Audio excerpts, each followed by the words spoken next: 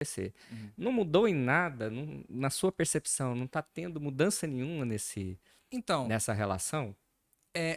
por exemplo, vamos falar de novo dos conselhos de classe, né? A OAB é um conselho de classe, ela representa os advogados do Brasil, assim como o CRM e o CFM representam os médicos. A OAB, ela tenta inserir e fazer palestras, estudos e eventos e etc. de conscientização, de falar, pessoal, olha só, nós somos ramos diferentes de ciência, certo? Vocês têm a ciência de vocês que a gente respeita. E a gente não vai entrar na atividade de vocês. Mas vocês precisam entender que quando uma pessoa vem até você, ela tem direitos que hoje são muito mais divulgados que antigamente. Antigamente, vamos pegar 30 anos atrás, quantas pessoas conseguiam ter acesso à Constituição Federal? Quantas pessoas conseguiam ter acesso ao Código Civil?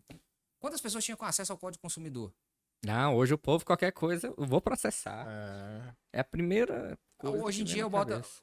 um erro também gigantesco, que é, hoje em dia eu boto no Google, fui destratado na clínica, pronto, aparece 20 advogados falando, eu te ajudo, eu te ajudo, eu te ajudo, eu te ajudo. O que é um erro, também acho que é um erro. As coisas não são bem assim que funcionam, tá certo? Tipo lá nos Estados Unidos, né? Que É. tem propaganda de advogado falando que resolve sua vida. Só que aqui e lá nos Estados Unidos é pior ainda, porque lá nos Estados Unidos é regulamentado isso. Então lá eles podem botar outdoor. Aqui Tem não até pode. aquele do Breaking Bad, como que é? Exatamente. O Sol. O Sol, né? Tal, Né? tem até aquela a propaganda dele, Isso, né? isso.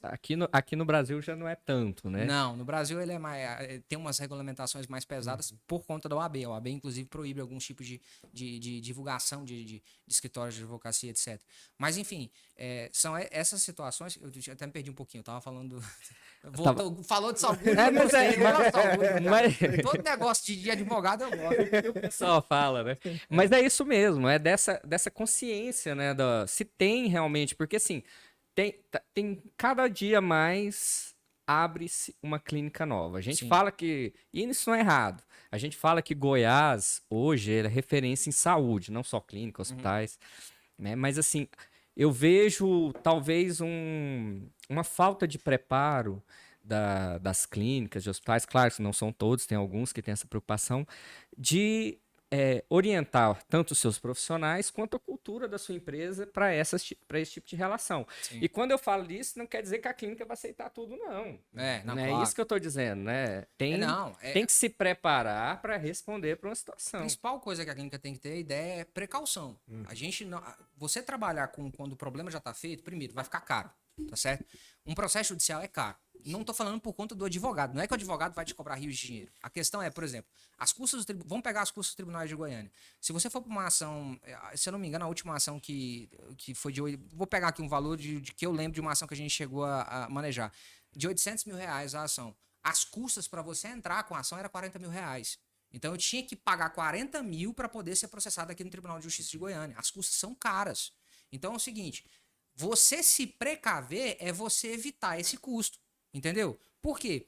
Lá na frente, se um paciente processa, sei lá, R$200 mil a ação dele, você não se precaveu, não teve, foi lá, foi condenado, teve que pagar. Além de pagar a indenização para esse paciente, você vai pagar os honorários que já vão correr de 10% a 20% em cima disso. Os honorários pro advogado da outra parte. Esses 10% a 20% em cima da condenação. Vamos pegar que seja R$100 mil a condenação. Então, esse valor subiu para quanto? 110 mil a 120 mil, certo? As custas são sua responsabilidade. Uma ação de 100 mil reais, umas custas dessas deve ser o quê? Uns 2 mil reais? Então já foi para 122 mil reais. Então só de condenação você teve 100 mil reais de condenação por uma indenização, além de 22 mil reais pelos custos processuais. Então, o que é a prevenção? A prevenção é você exatamente prever e tentar evitar esses custos. Se você tiver uma ação, verificar, uma coisa que a gente estava até falando em off, que são procedimentos internos de averiguação. Então, por exemplo, teve um fato e esse fato foi reportado para a ouvidoria da clínica, ou foi reportado para o RH da clínica. Ou para um laboratório, para uma farmácia. Para quem quer que seja. Alguém ficou sabendo dessa situação e chegou até você. O que você tem que fazer imediatamente? Abre um processo interno. Faça uma investigação própria sua.